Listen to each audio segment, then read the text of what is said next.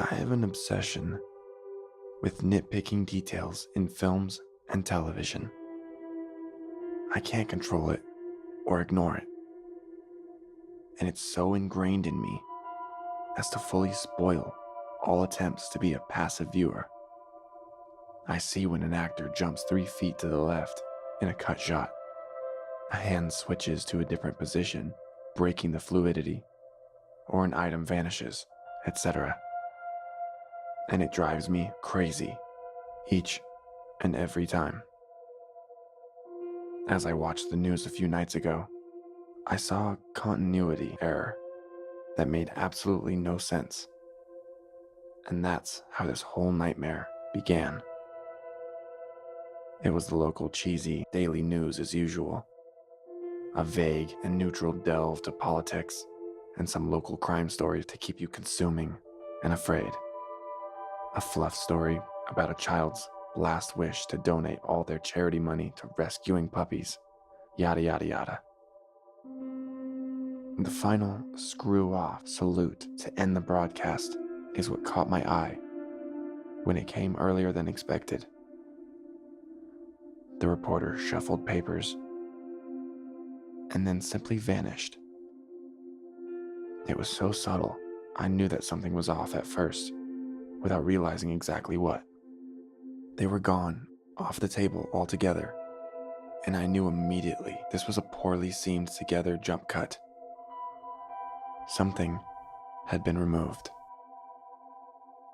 The clock read 10:22 to confirm 8 minutes abrupt. A segment had been completely cut out. I rewinded and played that final segment back dozens of times. I saw the wide-eyed stare caught in the last frame before the cut. I saw the terror on the newscaster's face in that one sloppily edited frame. I saw the subtle difference in the hair, in the way the blazer hung misangled on his shoulders. It didn't match at all. As I scrubbed back and forth, I finally noticed the reflection in his shiny black mug of likely spilled coffee. A reflection. Something white. Getting larger. Getting closer to him before the cut. I have an obsession. I scour the IMDb profiles of nearly everyone I watch. You can call me a stalker, a geek, a freak. I don't care. It's my obsession that helped me dig through names, numbers, and addresses to track the locally residing newscaster in his large suburban abode. I was able to find his number from a simple deduction in the yellow pages. And when I called, it went straight to voicemail. The next day, I decided to find out what had happened and drove to his fenced-in, custom-built brick and stone home. His wife was on the phone, tears sweeping down trails of eyeliner. She was visibly distraught. Her husband, the newscaster, clearly wasn't home. So last night I did what any obsessed person is liable to do. I drove to the station. There was no way to expect what I found, no matter how attentive to detail I'd been. The station building was in the heart of the city, so it was nearly 40 minutes of nighttime driving. I parked in the garage and immediately recognized his car. I have an extremely obsessive personality, so I knew it was his. That shiny, S-Class Mercedes he'd slipped a quip in about years back when referencing a Bond movie. And shimmering in the fluorescent flicker was unmistakable. He'd never left the building. I walked to the elevator, pressing the number I'd researched earlier, and soon arrived to the floor.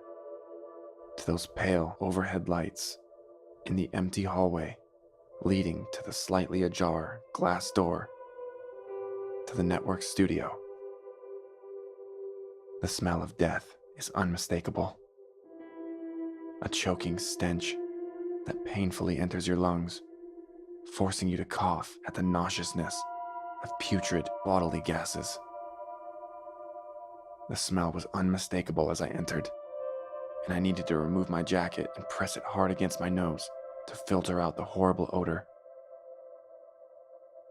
I saw multiple bodies, decaying and beyond facial recognition. Screaming teeth and bruising skin rotting off the skulls and hands. There were dozens. I recognized a few by their clothing. Some newscasters, some reporters. The weatherman, an oozing and maggot-filled face under that unmistakably perfect television hair. Only one light was on, and I followed it stealthily back to the editing room. The man at the computer looked almost skeletal from starvation, but alive.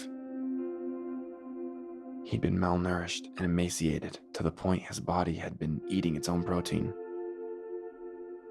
The hollow of his cheeks sunk inward below wild, wide eyes that twitched in pure terror as he worked deep into the night. His tears streamed and snot dripped down to a horrible grimace.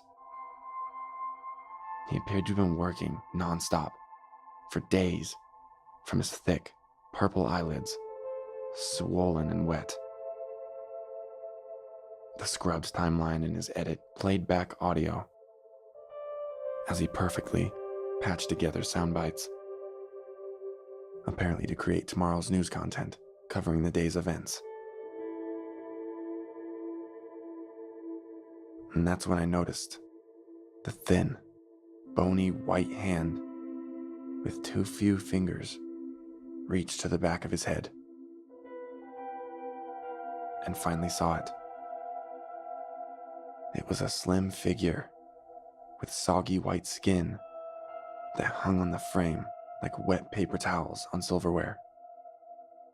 The face was hideous. Far too much of its black gums were exposed in that sagging, wide mouth under those hollow-looking pits of eyes. Its tiny nubs of teeth jutted outward from the black chasm of a mouth at a harsh angle. It was almost human, but so clearly not. I watched as its arm slowly extended to the back of the editor's head, removing small chunks of red flesh from the skull, before retracting the arm and feeding the bits into its ghastly, black mouth. I stared in horror, then noticing the screen behind that thing, realizing why the news broadcast jumped when it had. The story segment removed was frozen on a flat screen monitor at the editing table. It was a freeze frame of that field reporter, whose decayed body now lay oozing on the newsroom floor, standing on the roof, under a disc in the sky.